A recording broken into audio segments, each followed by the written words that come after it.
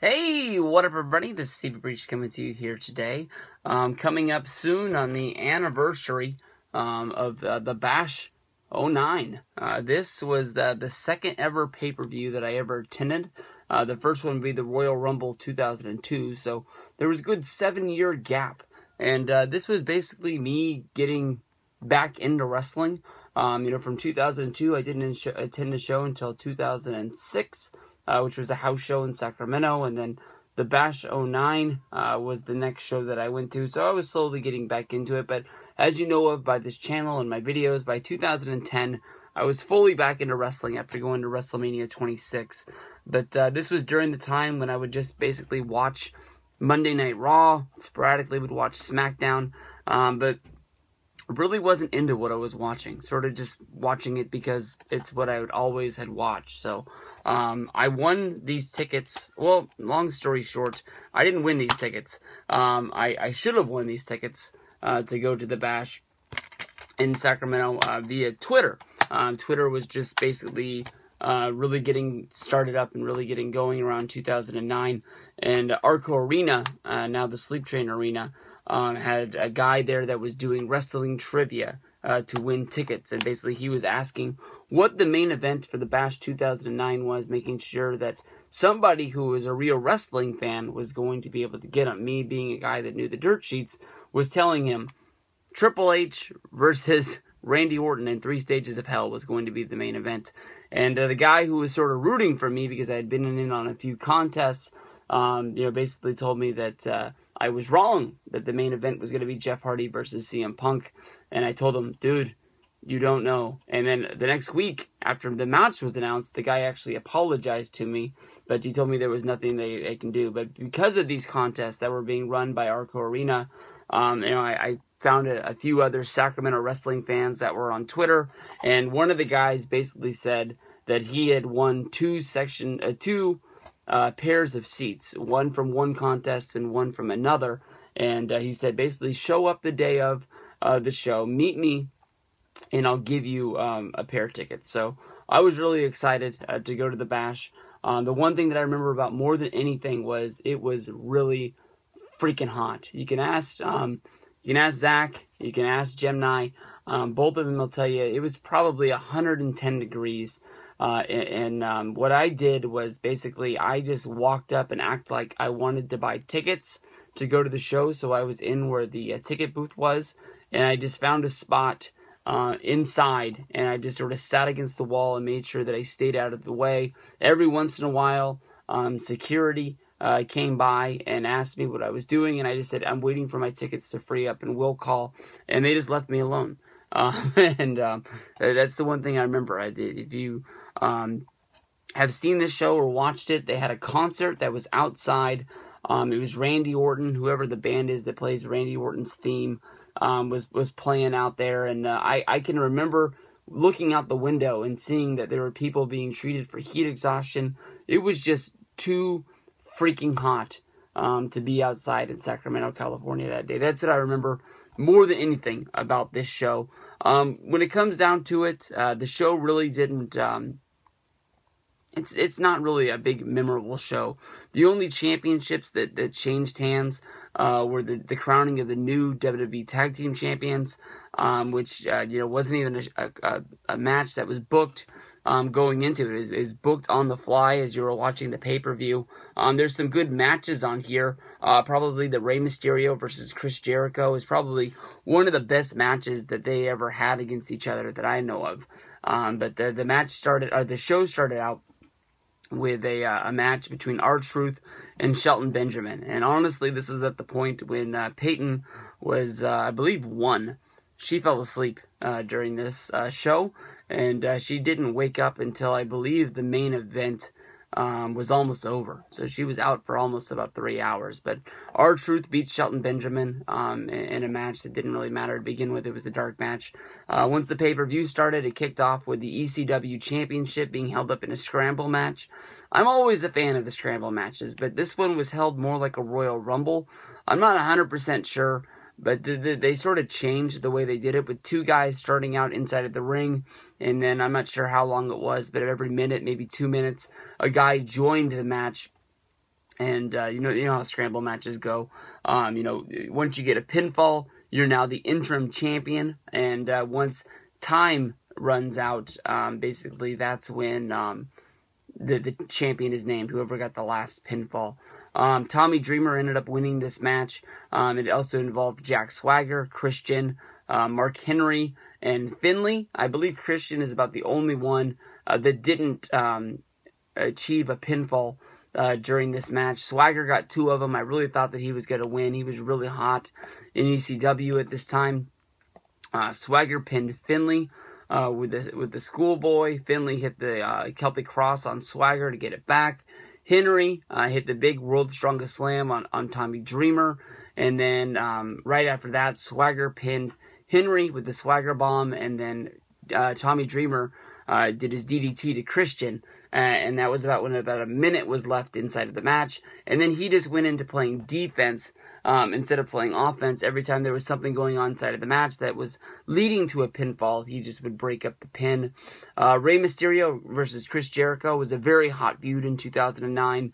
It was a mask versus title match for the Intercontinental Championship match. Jericho was really trying to get Mysterio's mask at the time. Mysterio was trying to get the belt. So I guess he won the Intercontinental Championship that night. I guess I didn't think about that. I thought for some reason Mysterio was the champion going in. Very, very cool exchange in this match. Is basically there's a lot of guys going for finishes throughout the whole match.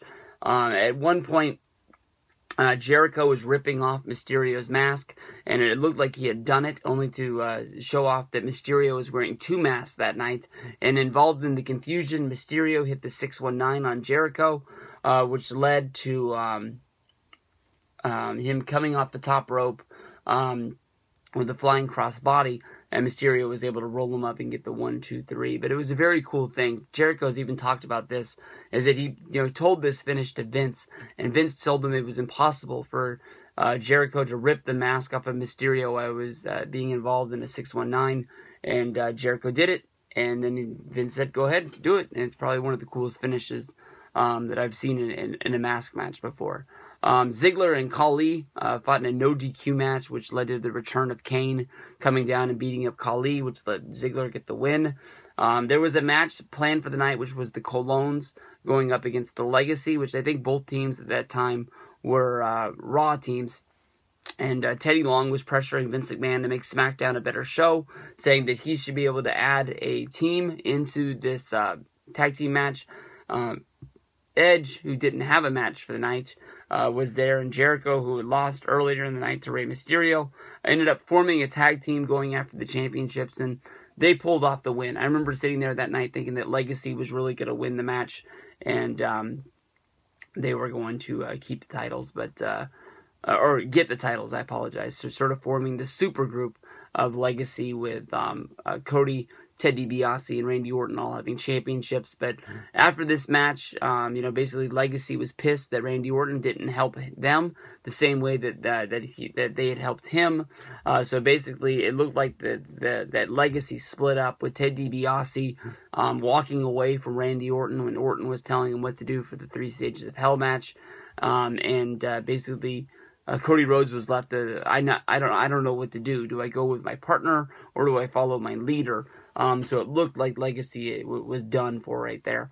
Michelle McCool beat Melina. I don't remember that match at all, honestly. Jeff Hardy and CM Punk fought for the World Heavyweight Championship. This match was basically ended in a DQ.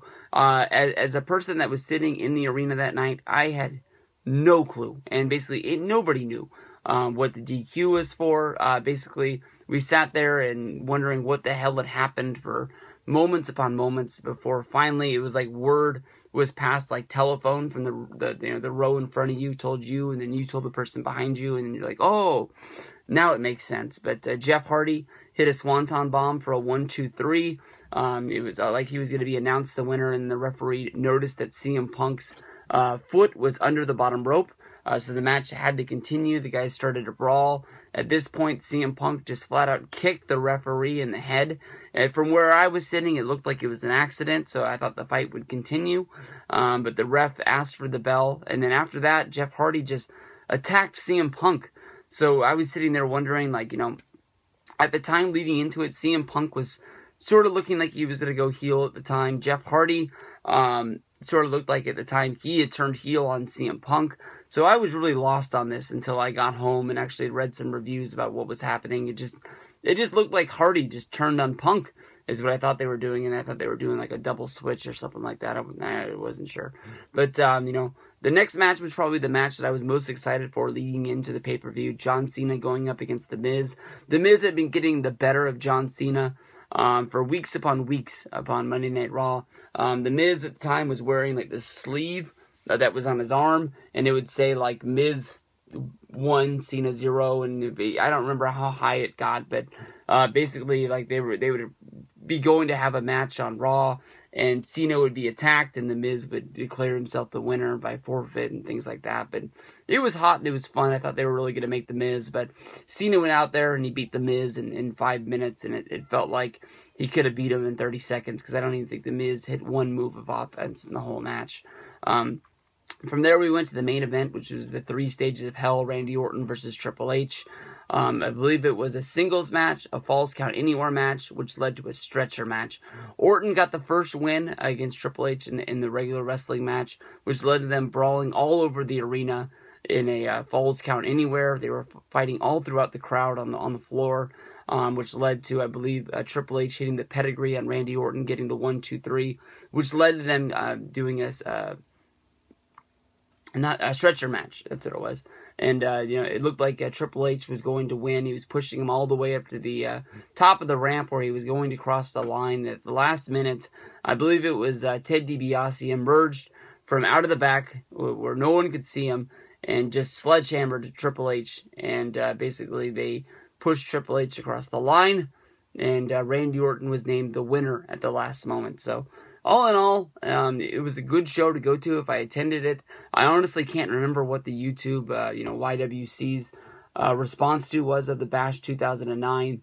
But as being the first pay-per-view that I went to in years, I had a lot of fun. And a lot of these guys are still in WWE, and they're still big stars. And they were matches that I can still remember and still do a review on it, I guess 6 years later. So, fun time, had by all. Let's see, I don't remember where I sat. I should have brought this to Bound for Glory and got Jeff Hardy to sign it with him being on the cover.